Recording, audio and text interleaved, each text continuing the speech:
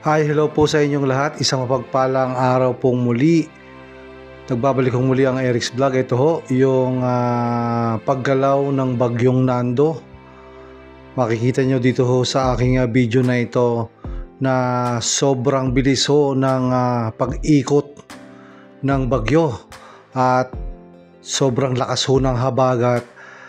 Lalong-lalo na ho yung mga nakatira doon ho sa mga baybayin ho ng bandang kanluran.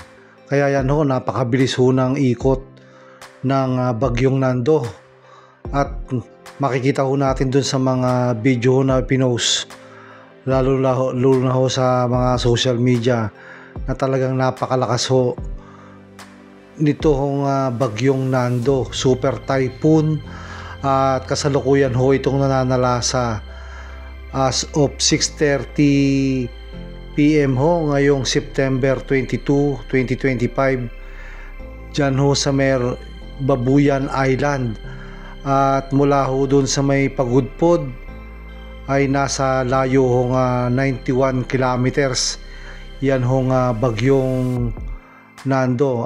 Kitang-kita nyo naman ho, ayan ho, sobrang bilis ng pag-ikot ho nitong bagyong Nando. Kaya ho pala napakalakas din ng hangin na nanggagaling ho sa kanluran dahil ho sa lakas ho ng paghigop nito hong bagyong Nando.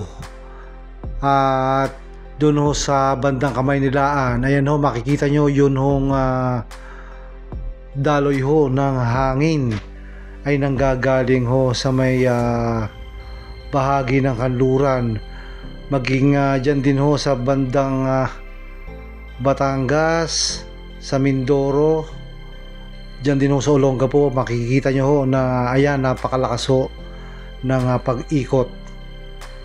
Yan ho ang projected na ruta ho ng bagyong Nando.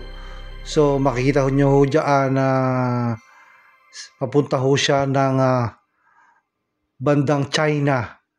So yan ho ang bagyong Nando. Akin lang ho binahagi sa inyo ang nangyayari hong napakalakas na bagyo dyan ho sa Babuyan Island. So mag-ingat po tayong lahat, lalong-lalo na ho yung mga nakatira ho dyan malapit ho sa mata ng bagyo, dyan ho sa may bandang norte.